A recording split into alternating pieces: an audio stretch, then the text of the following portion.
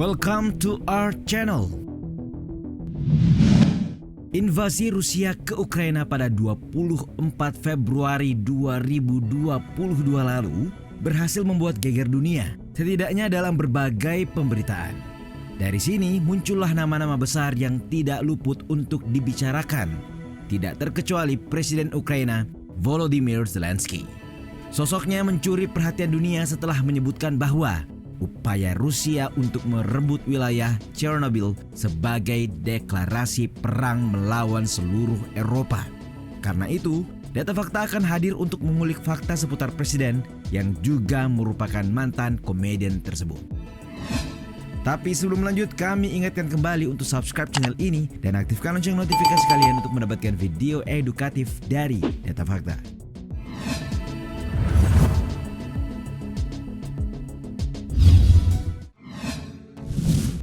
Awal kehidupan. Volodymyr Zelensky lahir 44 tahun yang lalu, tepatnya pada 25 Januari 1978 di Kryvyi Rih, Ukraina. Hanya saja, meski lahir di kota metropolitan industri Ukraina Selatan, ia dan keluarganya pindah ke Erdenet, Mongolia ketika masih kecil selama 4 tahun. Untuk selanjutnya kembali ke kota asal untuk mulai bersekolah. Pada tahun 1995, ia memasuki Institut Ekonomi Kryvyi Rih, kampus lokal Universitas Ekonomi Nasional Kiev, dan lulus dengan gelar sarjana hukum pada tahun 2000. Meski memiliki lisensi untuk melakukan praktik hukum, nyatanya karier Zelensky punya arah lain untuk ia tuju. Sekadar informasi, ia aktif di teater ketika masih menjadi mahasiswa. Dan pada tahun 1997, grup teaternya yakni Kvartal 95 tampil di final televisi KVN. Ini merupakan kompetisi komedi improvisasi populer yang disiarkan di seluruh Commonwealth of Independent States. Dari sini, ia dikenal karena sepak terjangnya di dunia pertelevisian hingga terjun dalam dunia perfilman. Namun, lebih dari itu, namanya benar-benar menjadi perbincangan setelah ia menang dalam pemilihan umum Presiden Ukraina di tahun 2019.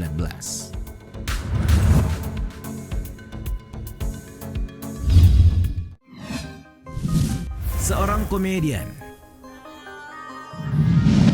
Melanjutkan pembahasan selanjutnya, diketahui bahwa Zelensky yang waktu itu menang dalam pemilu bukanlah politisi andal.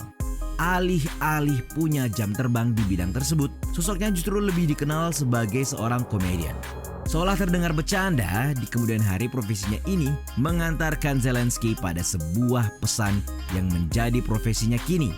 Perjalanannya dimulai ketika ia dan Kvartal 95 menjadi bintang tetap di KVN hingga tahun 2003. Setelahnya ia lalu menjabat sebagai direktur artistik studio Kvartal 95 dari berdirinya perusahaan hingga tahun 2011. Zelensky juga pernah menjabat sebagai produser umum saluran televisi di Ukraina, yakni Inter TV. Selain televisi, ia juga kerap muncul di sejumlah film layar lebar, seperti Rivetsky vs Napoleon tahun 2012, film komedi romantis Egg First Date tahun 2012, dan Egg First Date 2 tahun 2015.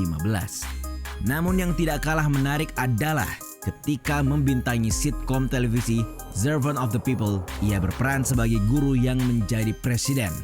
Lebih dari itu, karakternya ini menjadi terkenal setelah kritiknya tentang korupsi viral di media sosial.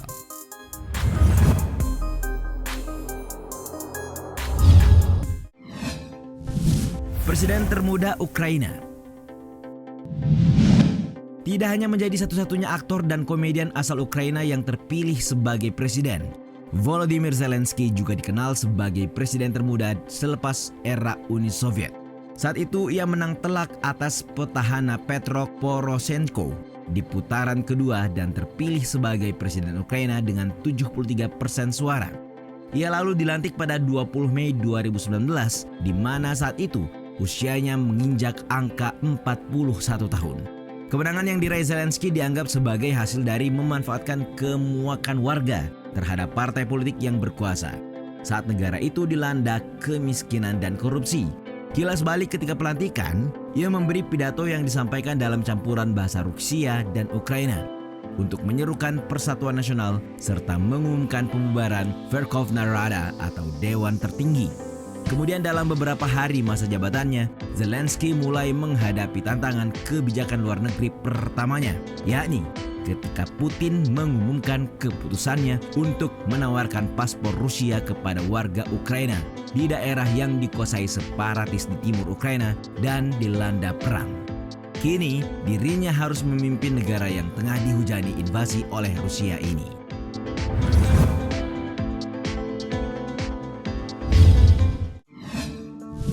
Pernah janji akhiri konflik.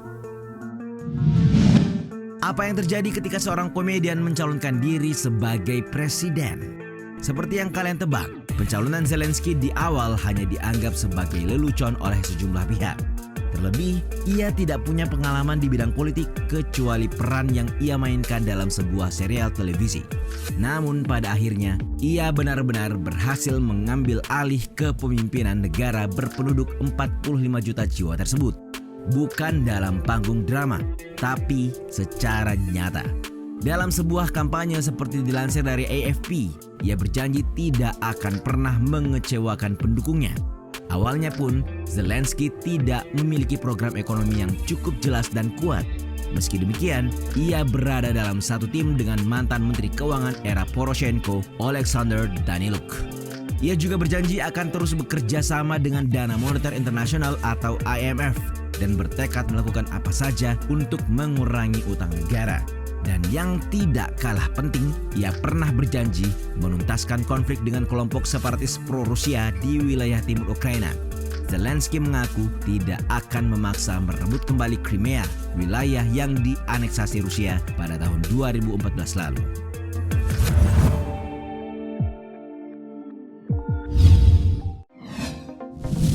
Perkembangan hubungan dengan NATO.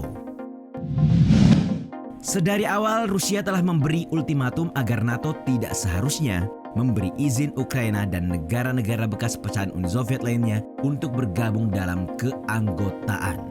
Namun di sisi lain, Volodymyr Zelensky menegaskan arah politik negaranya yang tetap ingin bergabung dengan NATO. Tak ayal sikap yang diambil sang presiden mengakibatkan panasnya hubungan Ukraina dengan Rusia seperti sekarang. Ambisinya untuk bergabung dengan NATO bahkan disebut dapat memantik ketegangan di Eropa Timur. Zelensky pun sebenarnya menyadari konsekuensi dari keputusannya.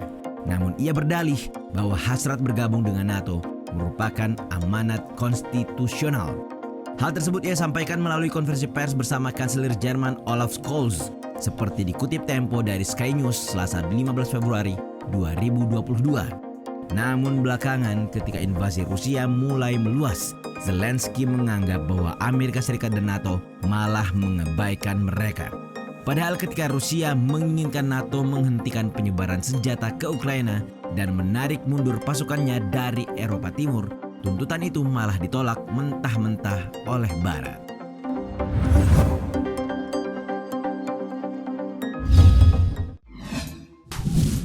Menghadapi gempuran Rusia sendirian.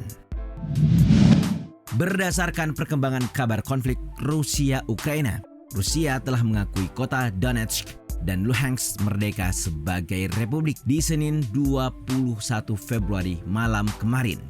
3 hari kemudian, Presiden Rusia Vladimir Putin telah mengizinkan operasi militer khusus di wilayah Ukraina dan seketika serangan pun dimulai. Tapi di sisi lain, Zelensky mengungkapkan kekecewaannya terhadap Amerika Serikat dan sekutu yang dinilai membiarkan negaranya sendirian menghadapi agresi militer yang dilancarkan Rusia. Dalam sebuah rekaman pidato yang dikutip AFP pada 15 Februari, ia mengatakan, "Kami dibiarkan sendiri untuk mempertahankan negara kami. Siapa yang siap bertempur bersama kami? Saya tidak melihat siapapun. Siapa yang menjamin aksesi Ukraina ke NATO? Semua orang takut." Begitu kata dia. Sebagaimana diketahui, hingga kini Amerika Serikat dan sekutu telah menjatuhkan sederet sanksi bagi Rusia. Namun hingga berita ini ditulis, Amerika Serikat menegaskan tidak akan menerjunkan pasukan atau bantuan militer untuk membantu Ukraina melawan Rusia.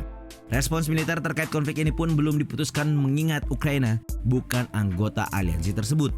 Namun negara-negara NATO telah menyuarakan pemberlakuan pasal 4 NATO yang dapat mengarah pada tindakan kolektif di antara 30 negara anggota.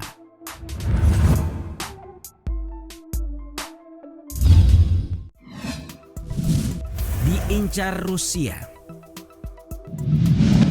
Melihat kejadian demi kejadian, sampailah kita pada sebuah pertanyaan tentang bagaimana nasib Presiden Volodymyr Zelensky kini. Kabar terbaru sebagaimana yang ia sampaikan pada pidato 25 Februari 2022 kemarin, bahwasanya ia ditandai sebagai target nomor 1 oleh Rusia. Tidak hanya itu, ia juga mengumumkan tentang keluarganya yang menjadi target nomor 2 menurut informasi.